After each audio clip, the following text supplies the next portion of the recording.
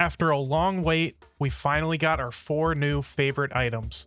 Flora, Sugar, Rosanna, and Phantom all received some kit-altering collectibles. Most of these NIKKE skills are totally new to me, so I had to do some learning of my own, but let's not waste any more time and just get into it because there's a lot to cover. I'm going to start with Flora, and I'll cover each skill in its entirety, but any alterations to the kit made by the favorite items are going to be in orange text. Flora's skill 1 applies Peace of Mind to allies adjacent to her. Peace of Mind will heal these allies for 1% of Flora's max HP every second, and it will also increase received healing by 4%, stacking up to 5 times. Whenever Flora lands 100 shots, all electric allies will increase their stat counters by 1. This also includes Flora. Allies with Peace of Mind gain 15% max HP for 2 seconds without restoring their HP. This probably seems useless, and your intuition would be right, but this will be very important for her skill 2. So let's just go ahead and move on to it. Flora's skill 2 will give the entire team a shield whenever an adjacent unit drops below 90% HP. Also, whenever an adjacent unit is healed back to full, all allies gain increased true damage for 10 seconds. This was previously 5 seconds. Finally, her favorite item lets her buff all allies with a portion of her attack for 10 seconds whenever she receives a shield. So the seemingly useless line from skill 1 lets her trigger all of the effects in her skill 2 much more consistently. Now for her burst skill. Whenever activated, it will heal all allies for a portion of her max HP, increase their true damage for 10 seconds, and now it will also increase their attack by a portion of Flora's own. So Flora's favorite item fixes the issues she had when it came to consistently applying the buffs that she has available. Before, she was heavily reliant on being paired with Grave to help trigger them. Now she has more attack buffs and can trigger her skill 2 on her own. However, she's still, unfortunately, a 40-second burst 2 unit. This means you're forced to pair her with another burst 2 that ideally wants to alternate, which makes team building kind of awkward. She's still a source of shields, healing, and some damage buffs without bursting, but if you're looking for a true damage buffer and you have Takina, then there isn't much reason to get Flora's favorite item, since we don't have many true damage teams anyways. But let's just move on to the next character. Sugar's skill 1 has a lot to do with her cover. Whenever her cover is attacked, she receives increased critical damage and reload speed for 10 seconds. Previously, this only had a 20% chance of activating, so now there's no RNG involved. Also, her cover will recover some durability equivalent to a portion of Sugar's max HP. While Sugar's cover is still intact, she gains extra attack damage. And now, she's also considered dual element, iron and water code. Sugar's skill 2 gives her and the team some extra buffs when they enter full burst. Sugar will get increased crit rate and attack for 10 seconds. Shotgun units will get extra ammo for 15 seconds, and if those shotgun units are water or iron code, then they will also get an elemental damage bonus for 15 seconds. Lastly, we get to her burst skill. This will grant her attack speed, hit rate, and attack for 15 seconds. And now it will also grant water and iron code shotgun units even more elemental damage for 15 seconds. With these changes, Sugar has made herself a staple in shotgun teams, at least for water weak and iron weak bossing. The elemental damage bonuses are huge for Bunny Soda and Summer Dorothy, and Sugar is now considered a dual element NIKKE. Unfortunately, her personal damage will still probably be pretty low, and she won't see any use outside of shotgun teams for water weak and iron weak bossing, which means you won't get a lot of mileage out of her. Still, she's a welcome addition to the increasingly expensive to build shotgun raid team. Now let's move on to Rosanna. Rosanna's skill 1 will grant her concealment for 10 seconds after landing 120 shots. This prevents her from being targeted by single target attacks. She'll gain a crit rate buff for 3 seconds as well. Whenever she lands 10 shots, she'll remove buffs from the 2 highest attack enemy units. This can only trigger once per battle. And her favorite item grants her an elemental damage bonus whenever the stage target appears. Rosanna's skill 2 will grant her concealment for 5 seconds at the start of combat. Whenever a NIKKE dies, she'll gain a stacking buff of Frenzy, which greatly increases her attack for 30 seconds.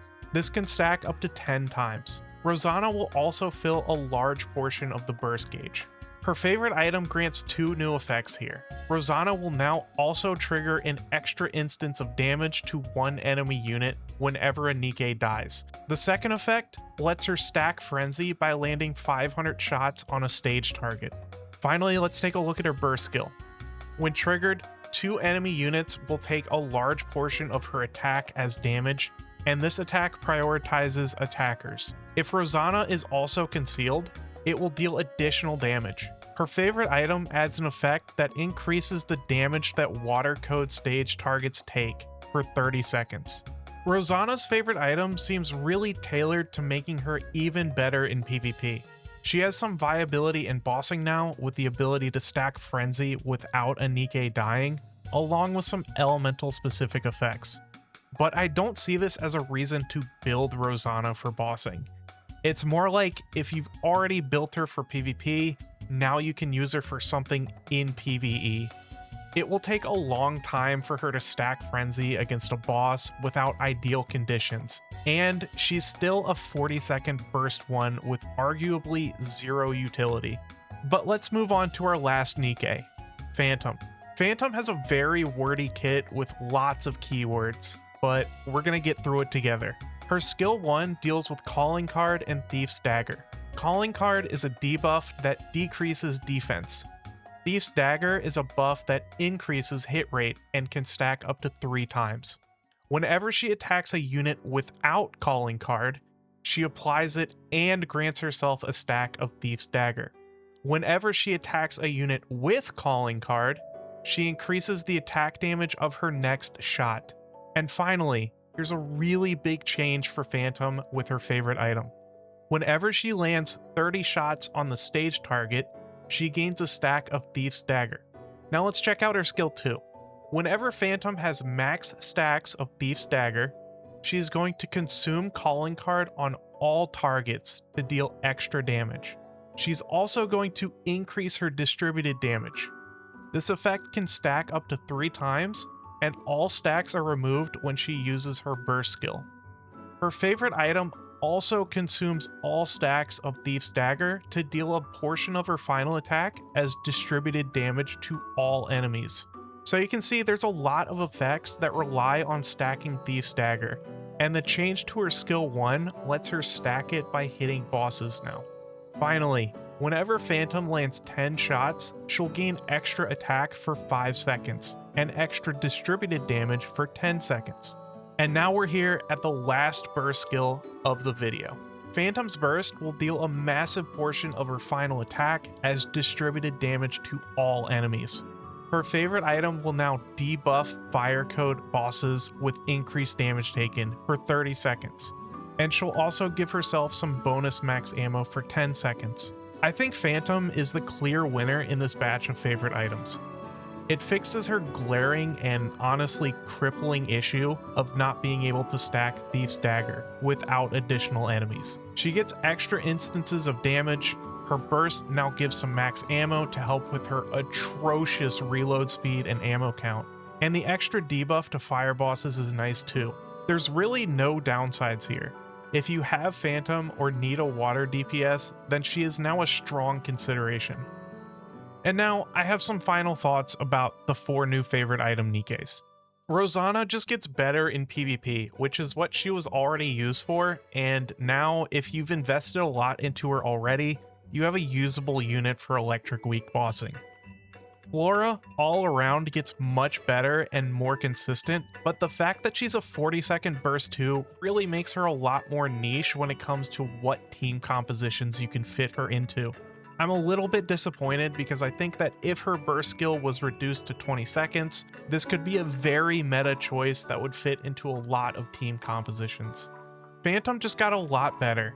She was already a decent unit for campaign stages, but now that she can gain stacks in single target encounters, this makes her a much more viable pick for bossing as well. The added damage and ammo only solidifies that fact.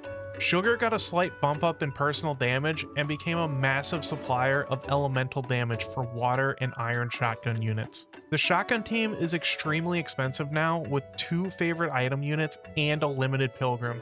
So unless you have everything you need, I wouldn't recommend giving Sugar her favorite item just yet. I would say that none of these units are must-haves, but I don't think that any of them got particularly shafted.